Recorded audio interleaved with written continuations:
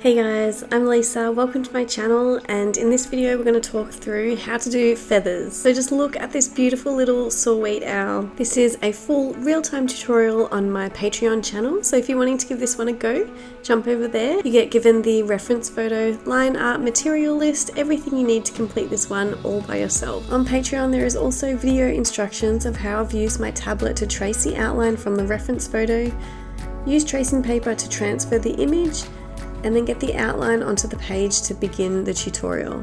And if you like this video, remember to like and subscribe, and let's get started with the owl. So the best thing to do when you're starting projects like this is just to make sure you have a really good reference photo. Like I'm talking a really good reference photo where you can see all of the little details, all of the little feathers, the way that they crisscross over each other. The more detail, the better. This just makes it a lot easier to add in all of those little details, make it look more realistic, and really follow the direction of the feathers. So before even getting started with the feathers, I usually begin by adding in the eyes or some facial features, just to give the piece some personality, and these are a great place to start working from, and you can build on from these sections. So before going in and putting down any colour, what I've done is gone in with my embossing tool. This is just a hard metal object that indents the page to stop any of the pencil from going in there. This is great for feathers and also whiskers and any light sections that you want to preserve with your pieces. After the embossed lines are down, I go in with a base layer. In this section, I'm using a base of the cold grey one. So you want to make sure that you're going in the direction of the feathers. Pay attention to your reference photo to see the direction and the shape that the feathers are making, and make sure to mimic this with your pencil. You don't want to go in with too sharp a point either, because you do want to go over those embossed lines, and if you have a really sharp point you may get some of your pencil in those embossed lines. With colour pencil we generally work light to dark, so it's just a matter of building up the tones and building up the colours. So for this base layer I've used the cold grey one, the beige red, ultramarine, and then some violet, because I can see some purple and blue tones in this undercolour. And then to make that nice and smooth and blend it all down, we're going to go back over with the cold grey one, just using the same amount of pressure. You don't want to go in with too hard a pressure because we do want to put down a lot of layers here. And then just starting to get darker with some of the cold grey 4, making sure to have a really sharp point. And there is a redder tone here as well, so I use some of the Caput Mortuum.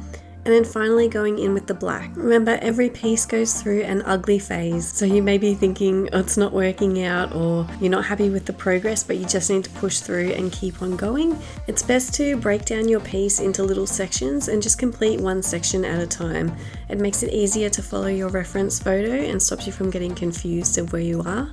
For these intricate feathers on either side of the face, I go in with my base layers, start to block out some of the darker colours, and then go in with a very sharp point on my black pencil to put in the little veins and lines in between the feathers. It's all about paying attention to your reference photo and having a very sharp point on your pencil to get those really little fine lines in. When it came to the feathers on the chest of the bird, it is such a big section and you can get lost, and it is a bit confusing to figure out where the brown feathers are, where the white feathers are.